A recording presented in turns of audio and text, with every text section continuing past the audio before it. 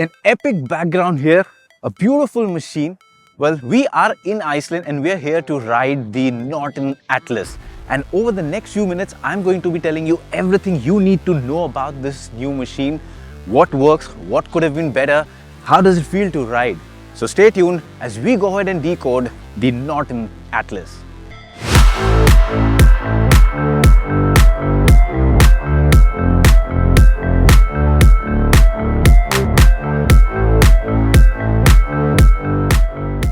Now let's start off with the design of the Atlas first. And as you can see, well, it's got the typical ADV design all over the stance, the height, but the first thing that will catch your eye is the fact that it's got a very minimalistic design. So unlike many other motorcycles that have a very busy design, this is very clean, nicely done.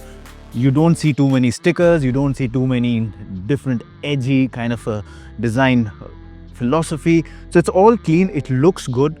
These colors definitely again add to the overall character. And the screen, now this screen is adjustable, so you can hold it from both the ends, and 3 settings you can change it as per your liking, so that's a good thing. However, you need to do it with both hands. That is something that can be a bit bothersome when you're riding, because every time you want to change the setting you need to come to a standstill. So if there was a system where you could do it on the fly with this one hand, that would have been great. But beyond that, you can see the engine very nicely, very neatly packed. It looks great. And then as you move towards the rear, short stubby exhaust, you've got the lot of space in between, which you would expect from an ADV. Now let me tell you, first of all, here you've got upside down KYB shocks, which give you 7 inch of travel, 310mm twin discs. At the rear, again, you've got a monoshock, which gives you 7 inch of travel. So that combined gives you a lot of leverage in terms of going off-road and doing a lot of stuff. So yes, overall, in terms of design, I think it's a good looking motorcycle.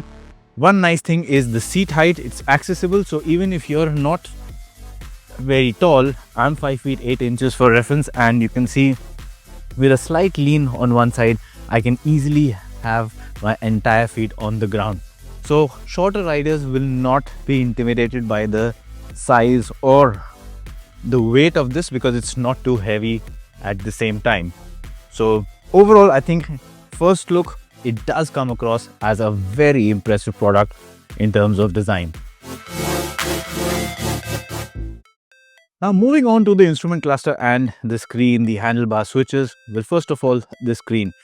Big screen, nice in terms of real estate. So that means no matter what speed you're doing, you always have all the essential information given out in large font. So you don't really have to go searching for it.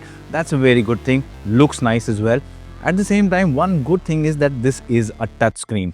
So like a smartphone, you can operate it using touch, and it's a very simple user interface. You can do it while stationary. On the go, you can't do it. That's of course for safety reasons. On the move, you can use this toggle switch here to make changes, or you can use this button to toggle between the riding modes.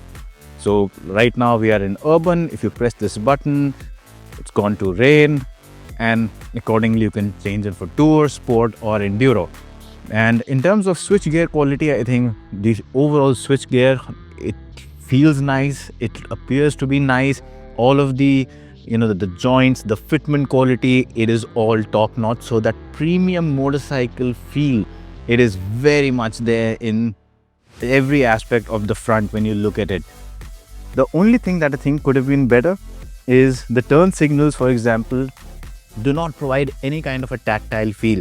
So when you just try and press it on one side, or you keep it long pressed, for the hazard lamps, you don't get any kind of a feedback, any kind of a feel from the switch.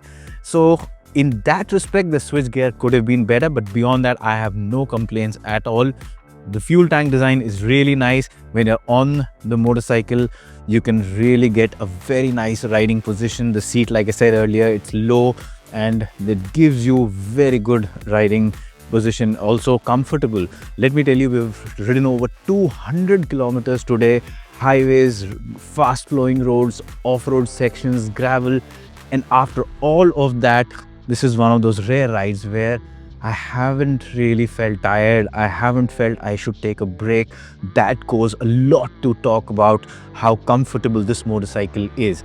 And keep in mind the way I've ridden it, it is an ADV, but more, I would say it's about 70% focused on road and has decent capabilities off-road.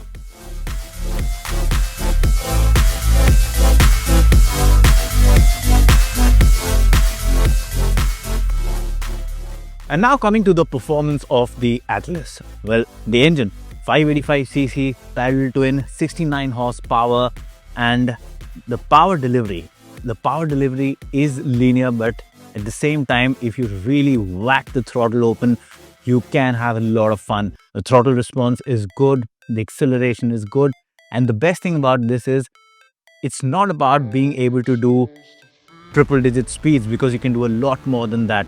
Even when you're sitting at 150 kilometers plus, you know you have still some reserve power left. And that's the good thing about this motorcycle. You just don't seem to run out of power. It is a 585cc motorcycle, but when you're riding it, it feels to be a lot more powerful than that. Just like the design, it looks to be a lot bigger than it actually is in terms of category. It looks to be a motorcycle from a segment above. Similarly, in terms of performance, the performance it packs is really impressive. It feels you're riding something closer to a 650cc. So really nice performance package from the engine. The gearbox, again, it's got a bi-shifter. You can really go quick in terms of shifts. The clutch isn't too heavy, so in traffic, again, it makes things easy when you're stuck in traffic for long duration. And like I said earlier, the riding triangle, the riding position, it is all good. Pillion, I cannot comment on right now. The pillion comfort, once we get the motorcycle back in India, we'll be able to do a detailed test and tell you about it. But for now, what I can tell you is, yes, the performance is great. In terms of suspension, the suspension performs really nice. These custom built tires offer great grip, be it road or be it off the road. You can just throw the bike around.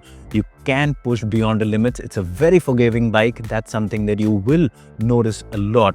You make a mistake, it gives you a lot of room to correct. So that's something I really liked about the motorcycle. And then in terms of sound, it does make a good amount of sound.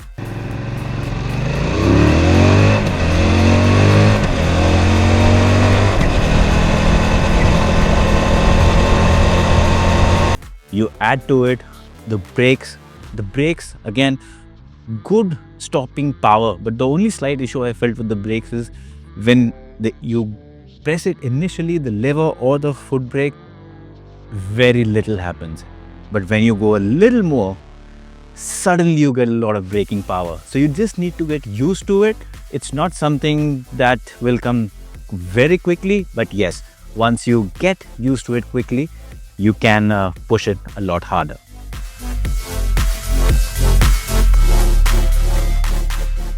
And now it's time for the final conclusion. So the big question, should you consider the Norton Atlas or not? Well, as of now, I don't have the prices, but if Norton can price this motorcycle competitively, preferably somewhere around the 5.5 lakh mark, plus minus a few thousand, that's perfectly fine. In that case, I see this motorcycle making a great space for itself. There is technically nothing in that space on sale right now. So if it can really hit the nail, it can create a space for itself, it can dominate that category. But yes, the pricing needs to be seen. But in a nutshell, it's a great product. It's a fantastic engineered motorcycle, very accessible, very easy to ride, very forgiving. It looks different. It looks different than anything else in the ADV segment out there. So it definitely carves a niche for itself. Looks different, rides great. Overall, I think a great product, just needs great pricing.